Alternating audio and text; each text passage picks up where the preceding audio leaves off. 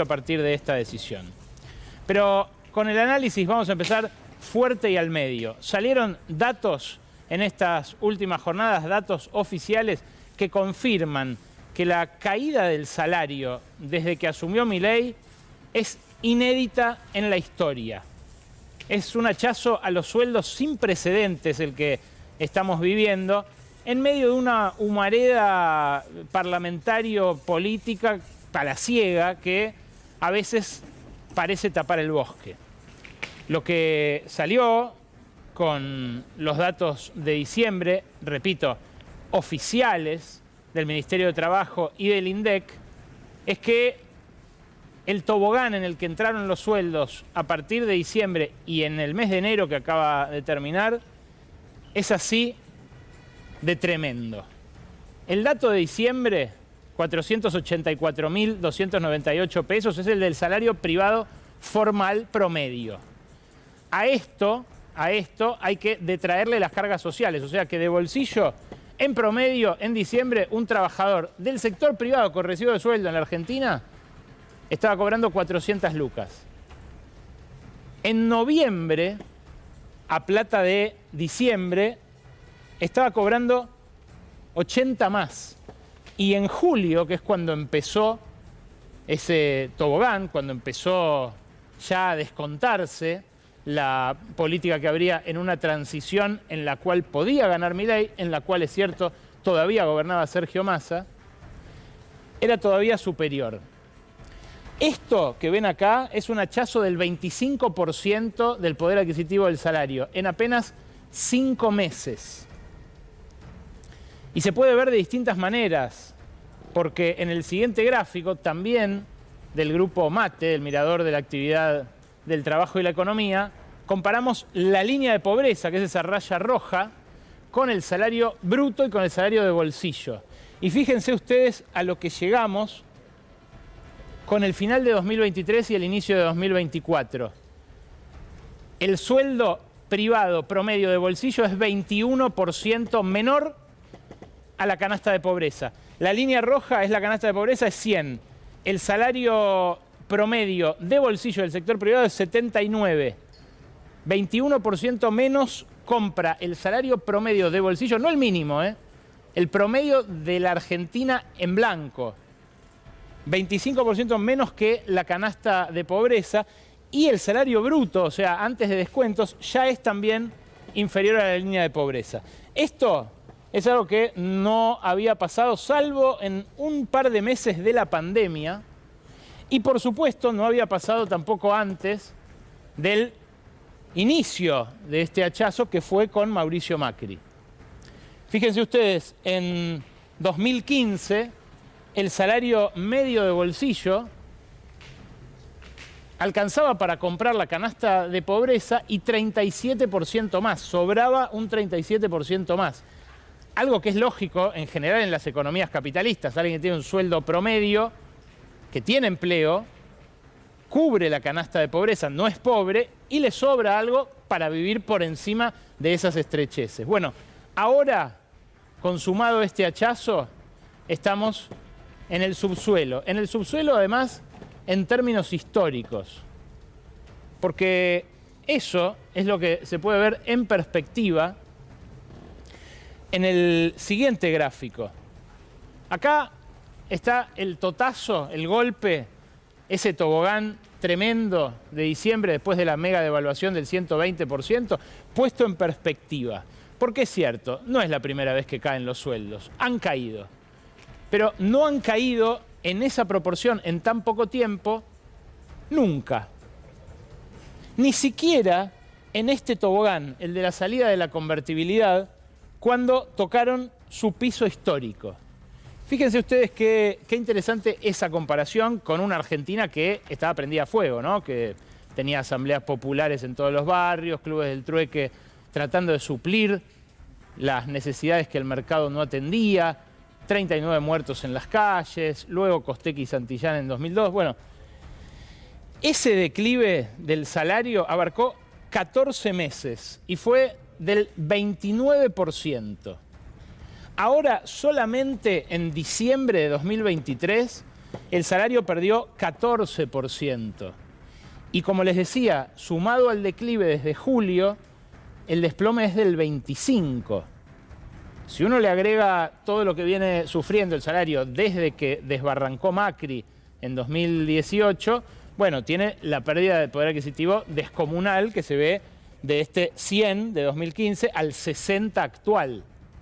Hablamos de números índices. Si esto era 100, ahora es 60. Si alguien ganaba 100 lucas, ahora gana 60.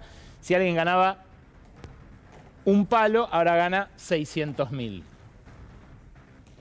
Pero esto que pasó en los últimos 2 meses, a partir de las decisiones del gobierno actual, por supuesto, que incorporan la herencia del anterior, pero que le cambiaron dramáticamente la pendiente y la pronunciación de esa pendiente, bueno, es en estos últimos 2 meses. Fíjate porque acá están separados los gobiernos, es un trabajo estadístico, gráfico sobre todo, muy interesante de ver, porque además la experiencia desde aquel 100 de 2015 es una experiencia de deterioro continuo. No es casual el grito desesperado en el cual se sabe colar Milei en la campaña. Pero fíjense lo que pasa inmediatamente después de asumido él. Se da esa caída, como les digo, realmente inédita. Hay algo más que también conviene incorporar en el análisis, sobre todo a la hora de revisar críticamente la experiencia del Frente de Todos, que es cómo fluctuó la economía en este lapso. Porque uno ve así, y es cierto, momentos de auge, momentos buenos, el sueldo aumentó. Y eso, por ejemplo, le permitió la reelección a Cristina Kirchner con el 54%, cuando ya estaba muy cerca del máximo. Eso le permitió en su momento la primera elección a Cristina también en 2007, después de una recuperación desde el subsuelo, ¿no? Desde un subsuelo que ahora estamos acariciando nuevamente. Pero cuando uno ve la evolución de la economía, más se entiende todavía el voto bronca contra el Frente de Todos. Poné la que viene, Rodo. Este es un gráfico también del mismo estudio de economistas heterodoxos. Fíjense que la actividad económica entre 2004 y 2015, ese 100 de ahí, creció, la actividad económica es lo verde, casi a la par del salario real. De hecho, punta a punta, están, fíjense, en los dos mismos puntos. Ambos crecieron un 52%, tanto la actividad económica como el salario. Después, desde entonces, la actividad tuvo sus fluctuaciones, tuvo una caída muy dramática en la pandemia, esa hondonada que se ve de lo verde. Pero después se recuperó, y se recuperó con creces.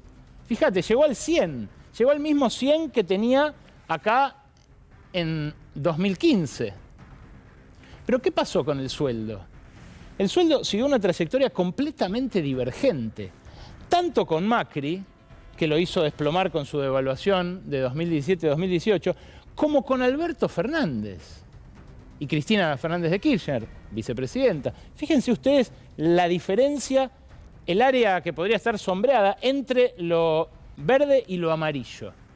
Todo eso es lo que se llevó la casta de la que Milei no habla y que al revés parece muy satisfecha con los primeros pasos que dio en su gobierno. Sobre todo por esa última colita, por ese último tobogán que recién les mostraba ampliándolo en el gráfico. En este contexto es que se da la vendetta contra los gobernadores.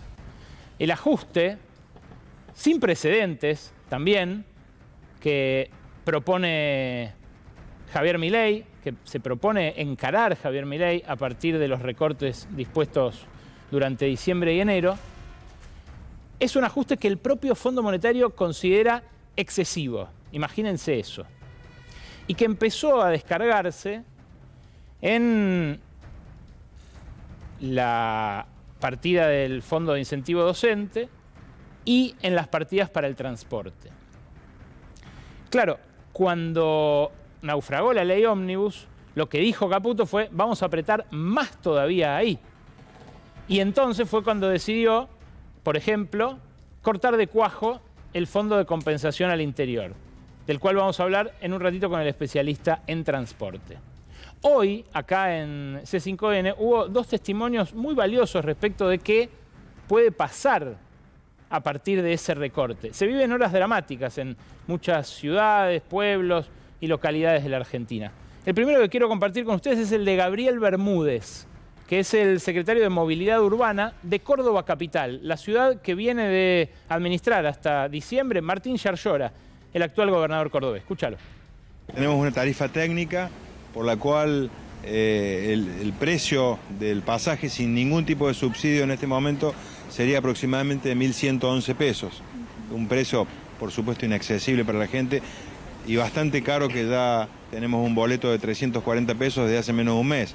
Lo que sucede es que con esta escalada inflacionaria que existe en este tiempo es muy difícil poder no incidir en la tarifa, porque el municipio, a pesar del esfuerzo que está haciendo con un aporte de 3.700 millones de pesos mensuales, no podemos cubrir el costo de la minuta del transporte, el costo de los incrementos de los esenciales insumos que tiene la actividad, fundamentalmente el combustible, que pasó de 249 pesos en noviembre el gasoil a 1.000 pesos en la actualidad. Claro, este funcionario municipal expone la realidad ante vecinos que le van a ir a reclamar a él, lógicamente, cuando el boleto se vaya a 1.000 pesos. Se da la curiosidad de que el secretario de Transporte Nacional es un cordobés, Franco Mogueta. Hace un rato hablé a Córdoba Capital a ver qué decían respecto de su futuro allegados inmediatos al gobernador Yarlora. Decían: con nosotros eso no lo arreglaron. Milei fue a buscarlos tanto a Giordano y a Flavia Rollón, el jefe del ANSES y la secretaria de Minería, a sus lugares, a sus provincias, pero no es parte de un acuerdo político con nosotros. Claro, ellos, que eran los mejores amigos de Milei a principio del gobierno, ahora son los peores traidores del pueblo a los ojos del presidente. Y esto, lógicamente, hace pensar que mañana a la mañana, cuando Milei llegue del Vaticano a las 9, lo primero que va a hacer es pedirle la renuncia tanto al secretario de Transporte como al presidente del Banco Nación, Daniel Tilar, otro cordobés que, dicen en Córdoba, por nosotros no llegó. Viene de presidir el Banco de Córdoba con Schiaretti hasta diciembre, repito. Son muchas coincidencias, pero que ahora se enfrentan a una nueva realidad. En el pueblo donde nació Yarlora, es una ciudad importante, San Francisco, también nació Domingo Felipe Cavallo.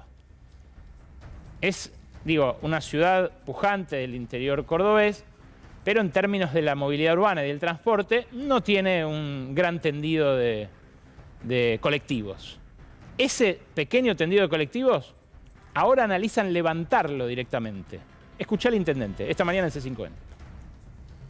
Para el Estado municipal, afrontar el costo del subsidio que recibíamos de la Nación sería imposible, no lo teníamos ni siquiera previsto como partida presupuestaria. O sea, intendente, si es imposible para San Francisco, si es imposible para la intendencia poder afrontar ese costo, usted lo primero que decía es de concretarse esto, que es esta quita de subsidios y el boleto que se terminará disparando.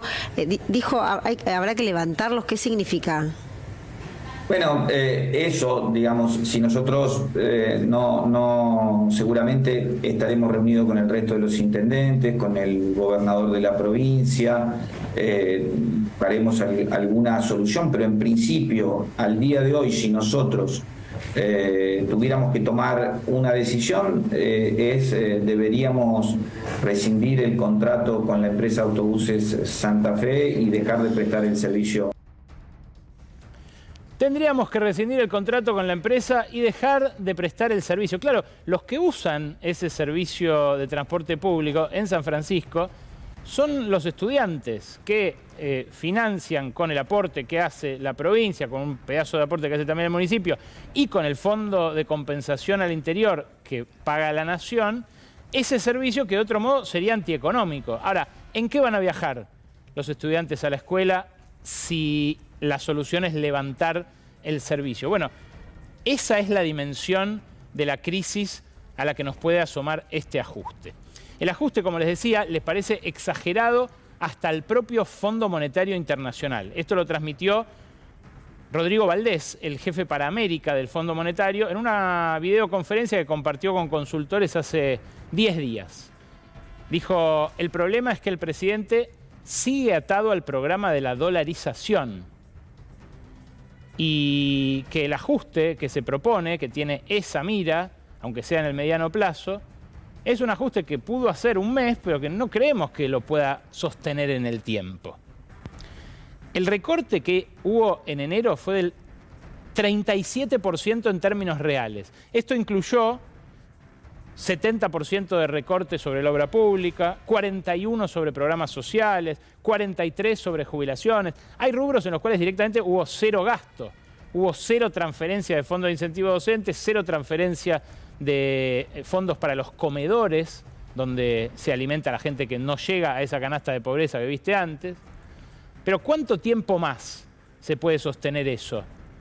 Es lo que se pregunta el Fondo Monetario y por eso le hicieron retocar primero la versión inicial del ajuste, la planillita esa que mostró Caputo cuando anunció la devaluación, la llevaron a este plano y luego la retocaron de vuelta por el naufragio de la ley Ómnibus. Entonces, fíjate, le podemos hacer zoom, tenemos una placa donde vemos ingresos y gastos.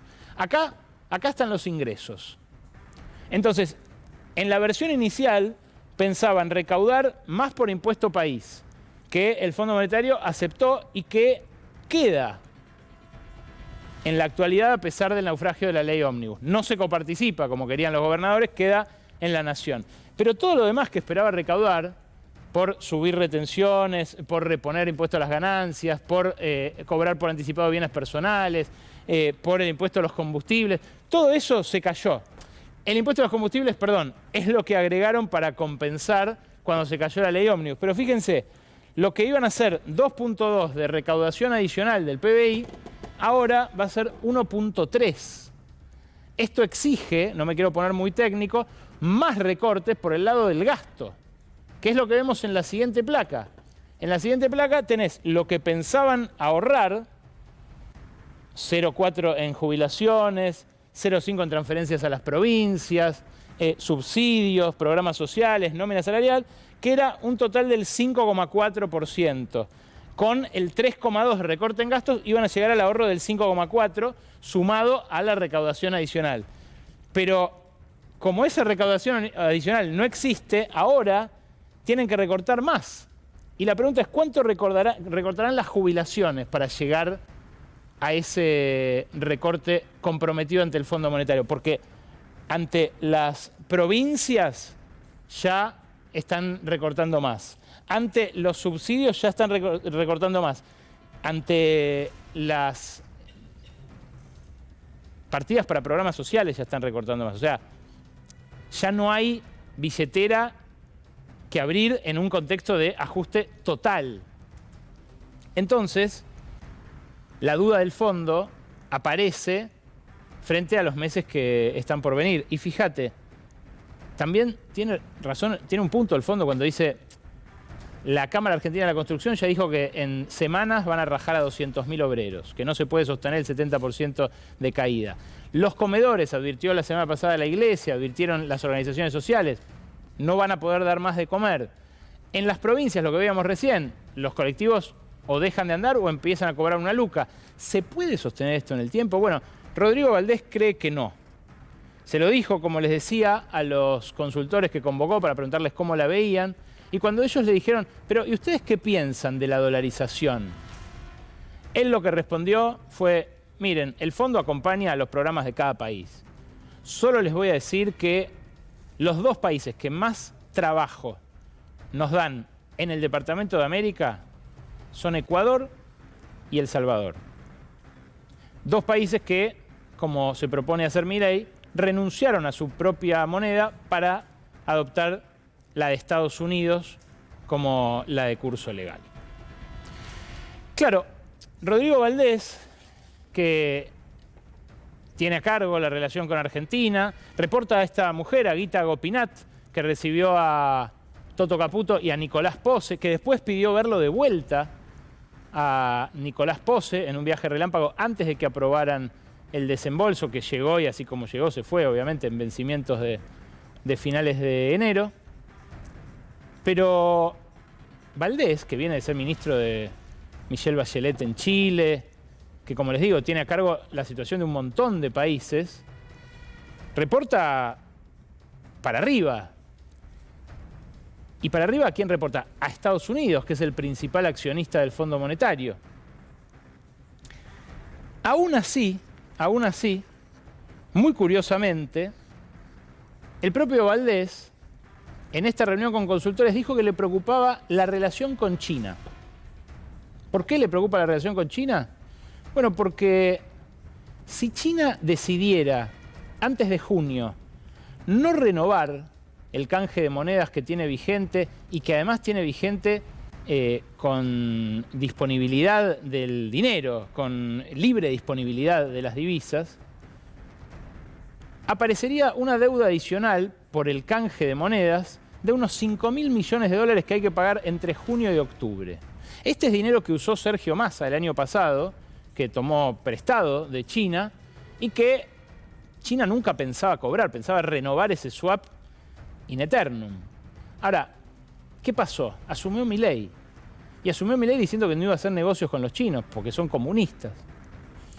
Y asumió Milei con una canciller que empezó a coquetear con Taiwán, el lugar donde China tiene puestos sus ojos y donde desde la Revolución Cultural hay un conflicto latente. Un conflicto en el cual Argentina, al igual que Estados Unidos y al igual que la mayoría de los países del mundo, adoptó una posición diplomática de una sola China, que en un rato vamos a hablar con Tocatlián. En general, Taiwán es como una línea roja. Nadie que tenga relaciones con China se puede acercar demasiado a Taiwán. ¿Qué hizo uno de los fundadores y referentes de La Libertad Avanza apenas empezó el gobierno de Milei, hacia las fiestas, un poquito antes de Navidad? Fue a la oficina de intereses comerciales de Taiwán en Buenos Aires y aceptó una donación de 5.000 millones de dólares, no, de 300 cajas navideñas. Agustín Romo fue mencionado varias veces por Javier Milei en entrevistas durante la campaña, se ha mostrado allí en la periferia más íntima de Milei y publicó esto antes de Navidad, sonriente, junto con la representante de Taiwán en Argentina. Él es diputado bonaerense, no ocupa un lugar en Cancillería, y así se lo intentó hacer saber Diana Mondino cuando se reunió con el embajador chino, pocos días después, que le expresó su perplejidad frente a esta situación. Diana Mondino dio un giro de 180 grados. Le dijo a Wang Wei, al embajador, que Romo era un pibito que no tenía idea, que no sabe nada, y que Argentina va a mantenerse en su política tradicional, la de una sola China, en virtud de la relación que mantiene tanto comercial como financieramente con ese país y más allá de las diferencias políticas o ideológicas. Ahora, la propia impericia y las consecuencias de un shock tan tremendo como el que implicó la devaluación de diciembre pusieron al gobierno en una situación que Mauricio Macri pensaba iba a venir más adelante. Una situación en la cual el expresidente se prepara para un abordaje, prácticamente. Y antes de meterme en este tema que va a ampliar más tarde Gabriela Vulcano, les quiero contar algo en exclusiva. Es fuerte, ¿eh? Macri zafó de milagro. Macri tenía previsto estar de visita en lo de Sebastián Piñera cuando el exmandatario chileno se estrelló con su helicóptero en el lago Ranco, donde tiene su mansión. Estaba invitado Macri a pasar unos días con Piñera allí. Y Julián Aguada lo convenció de no ir. ¿Por qué? Bueno, porque a partir de mañana lo espera un trajín importante acá en Buenos Aires. Le dijo, quédate unos días más en Cumelén, descansemos. Y Macri no viajó a la Patagonia chilena, ahí a Lago Ranco, donde falleció el líder de la derecha trasandina y donde 1000 veces se encontraron en infinidad de situaciones, conferencias, cafés, actos protocolares y demás. Probablemente iba a estar en el mismo helicóptero, porque era muy de llevar a pasear a sus visitantes Piñera en ese lugar. Decía que la impericia del gobierno, las situaciones que se han dado también en materia de relaciones internacionales y los papelones, básicamente, que en materia parlamentaria vimos todos en el tratamiento de la ley Ómnibus, precipitaron esto que Macri en lenguaje corporativo define como una fusión. En la política online, un portal que a veces tiene muy buena información, lo mencionan con otra palabra, takeover. Takeover también es una palabra muy de la jerga corporativa y también es una palabra que tranquilamente puede utilizar Macri para referirse a esto que imagina va a pasar en las próximas semanas. Claro, el gobierno tiene todavía como 40 o 50% de cargos sin cubrir, lugares donde en algunos casos quedan funcionarios de Sergio Massa, quizás por algún acuerdo, hubo varias reuniones privadas entre Massa y Milei durante la campaña, pero también en otros casos porque no tienen a quién poner. En la mayoría de esas segundas y terceras líneas pusieron macristas, porque era lo que tenían a mano. Pero ahora, lo que imagina Macri es un desembarco más pautado, más conversado con él. Jorge Triaca, por ejemplo, está muy pegado al expresidente, pero hoy Claudio Jacquelin en La Nación dice que este hombre, Federico Sturzenegger, va a desembarcar en la Casa Rosada esta semana, que va a llevar a su equipo y que va a empezar a trabajar ahí. ¿Lo nombrarán a Sturzenegger en algún cargo? ¿O se estará todavía protegiendo de las causas penales que lo persiguieron en sus dos anteriores intentos de refundar la Argentina, que fue uno con Cavallo y otro con Mauricio Macri en 2016 y 2017? Es imposible saberlo, pero lo que sí vimos hoy es a Javier Milei con el Papa Francisco en una audiencia privada que se extendió mucho más de lo previsto y de lo esperado. Una audiencia privada que sucedió además a estas imágenes en la ceremonia de canonización de Mamantula, la primera santa argentina. Y un Papa que, bueno, no solamente estuvo más tiempo que el previsto con Milei, sino que también le dedicó sonrisas, abrazos, una gestualidad de afecto que, por ejemplo, le negó tajantemente a Mauricio Macri. Pero en la homilía por Mamantula, el mismo Francisco habló de falsa religiosidad, habló de intolerancia, habló de la lepra del alma que se expresa cuando creemos que el problema son siempre y solamente los demás. Son frases que se lanzan así, para todos, urbi et orbi, pero que en el caso de Milei no parecen haber tenido demasiado eco cuando el Papa, al despedirse, le dijo que le iba a hacer falta muñeca, tanto a él como a la canciller, y Milei le dijo, sí, sobre todo con lo que hay enfrente.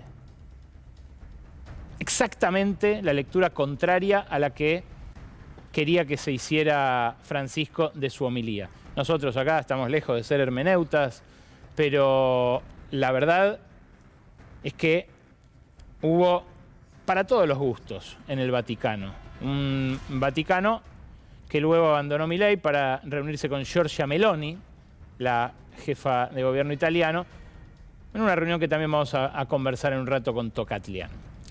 Cierro con esto. Antes del Vaticano estuvo en Israel Javier Milei. En Israel no hubo retos, sí algo de burla en la televisión, sí perplejidad frente a lo que ven como un objeto extraño, novedoso y extraño, porque además se dice judío, participa de este tipo de ceremonias.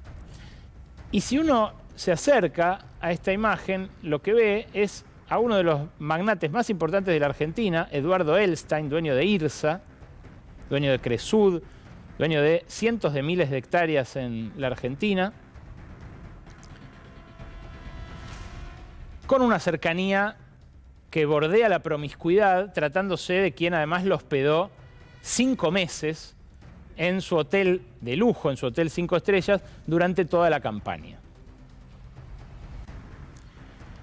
Elstein podría ser quien le provea a Milei no solo la llegada al círculo rojo que necesita, sino también el vehículo para intentar enderezar un poco las cuentas fiscales.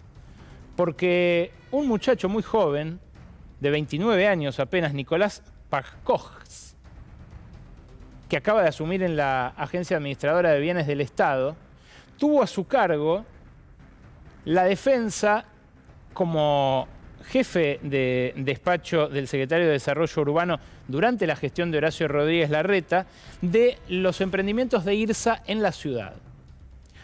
Al principio de la gestión de Milei, cuando se supo del nombramiento de Pagcós, se los indicó como funcionario de IRSA en el pasado reciente. No lo fue, o al menos nosotros no pudimos verificar que hubiera habido una relación salarial. Pero ese render que veían recién, por ejemplo, de lo que planea hacer IRSA en la antigua ciudad deportiva de Boca, fue defendido a capa y espada por este nuevo funcionario. Claro, IRSA es la mayor desarrolladora inmobiliaria del país. Se conoce muy bien la relación que tiene Elstein con Javier Milei, y la agencia que gestiona Pagcós tiene a su cargo, por ejemplo, 200.000 hectáreas de tierras muy bien ubicadas en zonas fértiles de la Argentina, que son hoy propiedad del Ejército. Es, dicen, uno de los botines que podría ahora, con Sturzenegger desembarcando en la Casa Rosada, con el funcionariado que surja de esta fusión o de este takeover con el macrismo, empezar a intentar privatizarse para suplir lo que no entre por los impuestos que no se aprobaron en la ley ómnibus. Eso, por supuesto, es lo que está por verse en las próximas semanas, que van a estar marcadas, además, por una tensión inédita con las provincias, con los países a los cuales ya lastimó Milei en solamente 2 meses de gobierno, y con la gente, que en muchos casos lo apoyó, sabiendo de ese tobogán en el que venían sus ingresos en los últimos 8 años, pero nunca imaginó que ese tobogán se haría todavía más pronunciado.